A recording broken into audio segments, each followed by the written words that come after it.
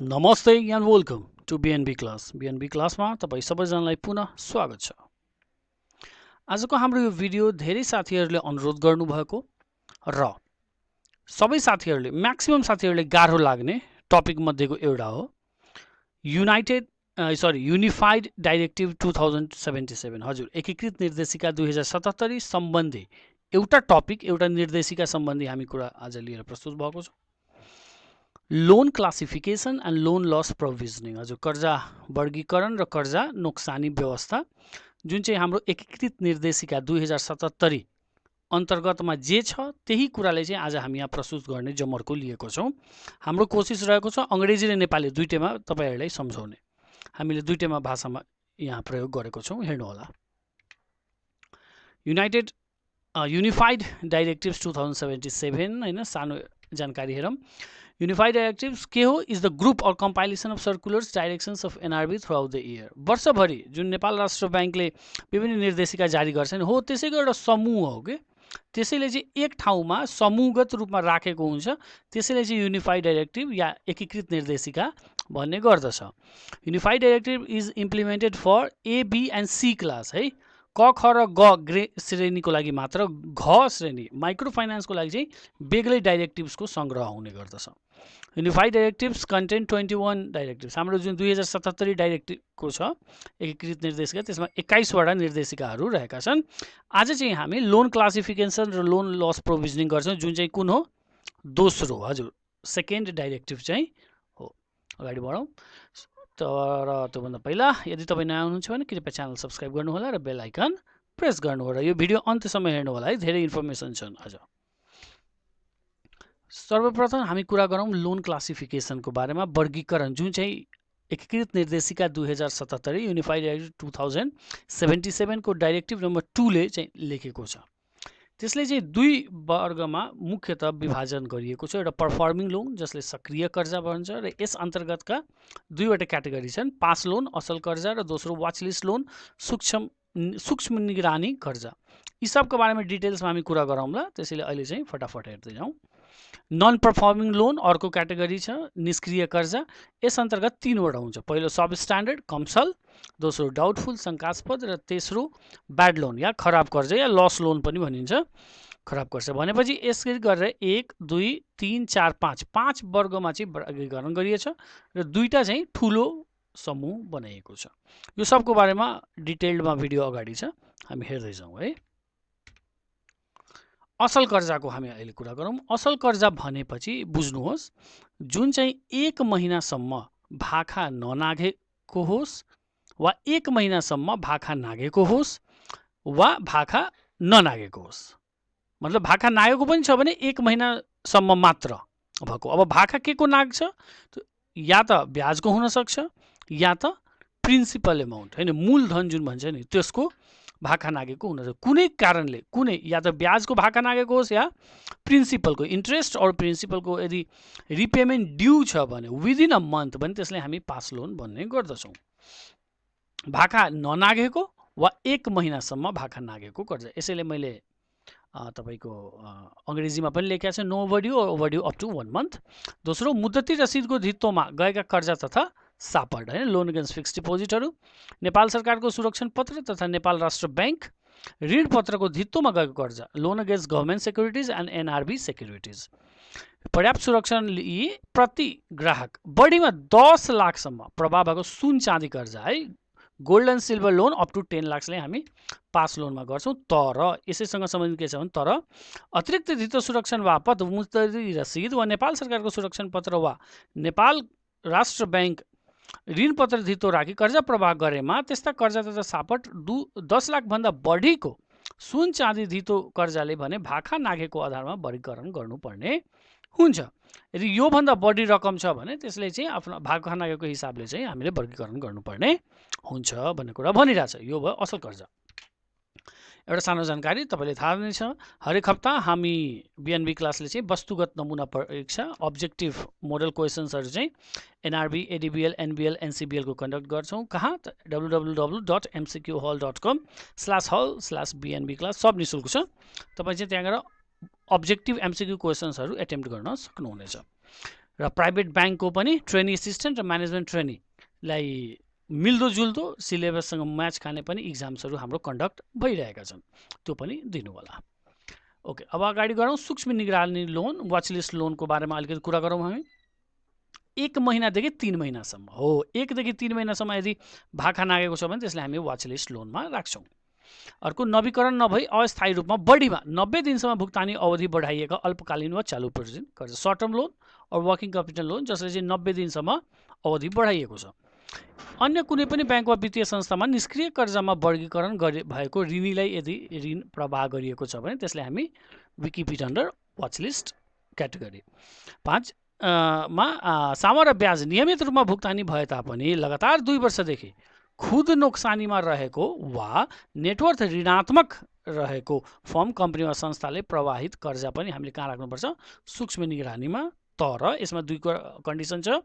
निर्माणाधीन अवस्थामा रहेको परियोजनाले प्रदान गरिएको कर्जाको हकमा हरेक परियोजनाले व्यावसायिक उत्पादन सुरु गरे पश्चात 2 आर्थिक वर्ष हो, 2 आर्थिक वर्षको वित्तीय विवरणको आधारमा यो डिसाइड गर्नुपर्छ। र अर्को, तोकिएको क्षेत्रमा प्रभाव भएको कर्जाको हकमा यस्ता अवधिलाई 3 वर्ष, यदि टार्गेट सेक्टर छ भने त्यहाँ चाहिँ 3 वर्षको फाइनेन्सियल स्टेटमेन्ट हेरेर हामीले यो डिसाइड गर्नुपर्ने हुन्छ। यही कुराले हामीले यहाँ अङ्ग्रेजीमा लेखेका छौँ, तपाईँ हेर्न सक्नुहुनेछ।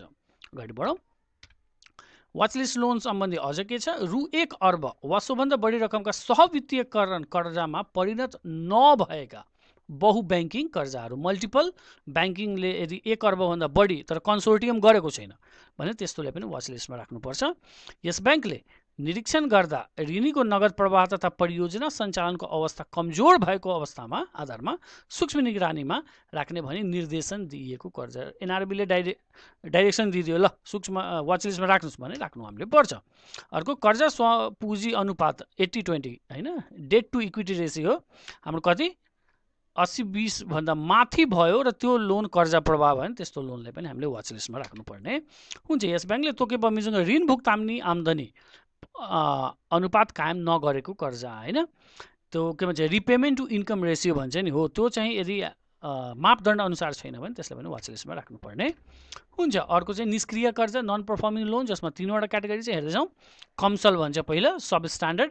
यसमा चाहिँ के हुन्छ? 3 देखि 6 महिनासम्म यदि भाका नागेको छ भने त्यसलाई सब स्ट्यान्डर्ड भन्ने। शङ्कास्पद, डाउटफुल, यसमा चाहिँ 6 महिनादेखि 1 वर्षसम्म भाका नागेको छ, रिपेमेन्ट ड्यू छ भने, ओभर ड्यू छ भने त्यसलाई शङ्कास्पद।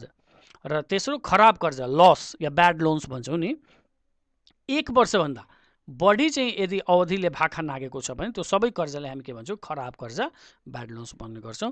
र एकीकृत निर्देशिका 2077 मा एउटा अझ कुरा थपेको के छ भन्दाखेरि निर्देशिकामा उल्लेखित बमोजिम पुनर्तालिकीकरण वा पुनर्संरचना गरिएको कर्जा, रिसेड्युल र रिस्ट्रक्चर्ड लोनहरूलाई पनि एउटा नयाँ क्याटेगोरीको रूपमा चाहिँ राख्न चाहिँ यो एकीकृत निर्देशिका 2077 ले चाहिँ भनेको छ। पुरानोहरूमा यो कुरा थिएन। ओके, अब असल कर्जा सम्बन्धी एउटा अलिकति अतिरिक्त व्यवस्था छ। एडिसनल कुरा के लेखिएको छ भन्दाखेरि बढीमा 1 वर्षसम्म भुक्तानी अवधि भएको चालु पुँजी वर्किङ क्यापिटल लोनलाई नवीकरण रिन्युअल गर्दा असल कर्जामा समावेश गर्न सकिन्छ। रिन्युअल पछि पनि त्यसलाई पास लोन बनाउन सकिन्छ। असल लोन, इजाजत प्राप्त संस्थाले ऋणीको कर्जा तिर्न सक्ने क्षमता, भावी नगद प्रवाह होइन, कर्जा तिर्न सक्ने क्षमता क्यापेबिलिटी भयो, भावी नगद प्रवाह क्यास फ्लो, आम्दानीको स्रोत इन्कम सोर्स जस्ता कर्जा प्रवाहका न्यूनतम आधारहरूको विश्लेषण पश्चात कर्जा सदुपयोगको सुनिश्चितता, सदुपयोग भनेपछि युज अफ होइन, use of the loan for the purpose it was given, सुनिश्चितता हुने गरी मात्र कर्जा नवीकरण गर्नुपर्ने हुन्छ। अब हामी खराब कर्जा सम्बन्धी अझ केही व्यवस्थाहरू छन् त्यो हेर्दैछौँ।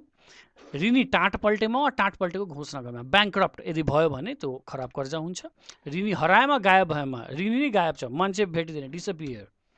ऋणी कर्जा दुरुपयोग भएमा, मतलब लोन इज मिसयुज, मतलब not as per the objective, जे उद्देश्यको लागि दिएको थियो त्यही उद्देश्यमा यदि कर्जाको प्रयोग गरिएन भने त्यसलाई पनि ब्याड लोन अन्तर्गतमा राख्नुपर्ने हुन्छ।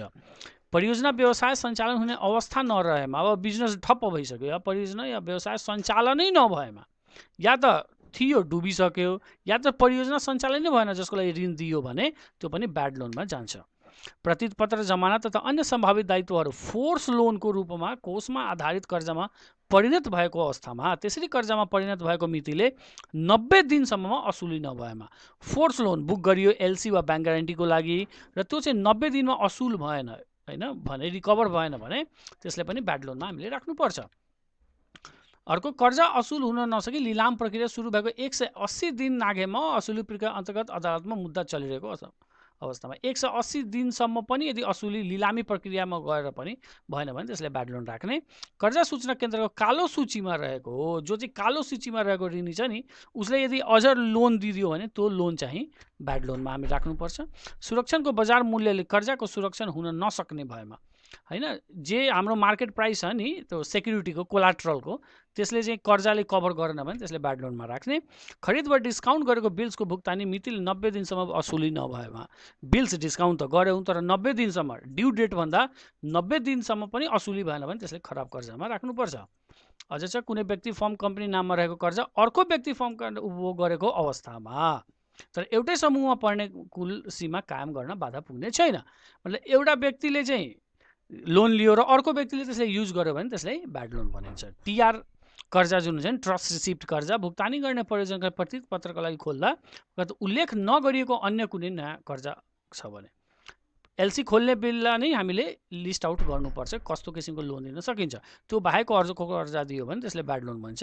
क्रेडिट कार्ड कर्जा भाका नआएको मितिले 90 दिनभित्र अपलेखन भएन भने, 90 दिनसम्म पैसा उठेन भने, ऋणीले एउटै मिति वा अवधिको अलग अलग वित्तीय विवरण पेश गरेन भने, different financial statement of the same date ल्यायो भने, ब्याङ्क तथा वित्तीय संस्थाबाट कर्जा लिए सम्बद्ध व्यक्ति वा ब्याङ्क संस्थाले कर्जा सापट प्रदान गर, मैले चाहिँ ब्याङ्कबाट पैसा लिएँ अनि फेरि त्यही ब्याङ्कको कोही व्यक्तिलाई या डाइरेक्टरले मैले लोन दिएँ भने त्यस्तो थाहा भयो भने त्यसले ब्याड लोनमा हामीले राख्नुपर्छ।